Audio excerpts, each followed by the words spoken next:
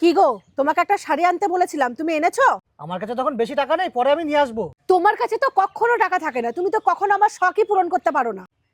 সামান্য তো একটা শাড়ি আনতে বলেছিলাম, তুমি তাও আনতে পারলে না। তুমি এত রাগ করছো কেন? আমি তো বললাম পরে এনে দেবো। তোমার কাছে না কোনোদিনও টাকা থাকবে না, থাকবো না আমি এই বাড়িতে। চলে যাচ্ছি আমি বাপের বাড়ি। খবরদার, আমাকে একদম আটকানোর চেষ্টা করবে না। আর আমার পক্ষে এই অভাবের সংসারে থাকা সম্ভব না। যখন বউয়ের শখ পূরণ করতে পারবে না তখন বিয়ে করেছিলে কেন? আমি আর পারছি না এভাবে সংসার করতে। তুমি ভালো থেকো, আমি চললাম।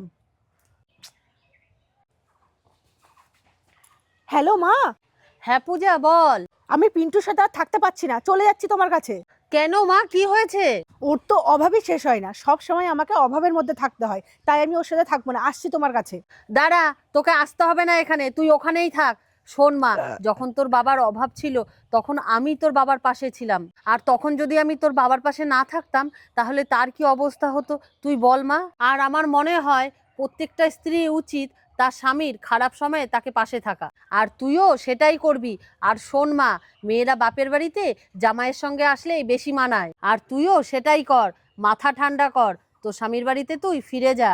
আর একটা কথা জানবি, প্রত্যেকটা পুরুষের সফলতার পেছনে কিন্তু একটা নারীরই হাত থাকে।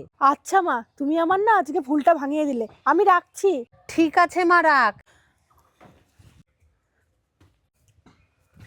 এ কি করছো তুমি? আমার ভুল হয়ে গেছে, তুমি আমাকে ক্ষমা করে দাও প্লিজ। তুমি যে ফিরে এসেছো এটাই আমার কাছে অনেক।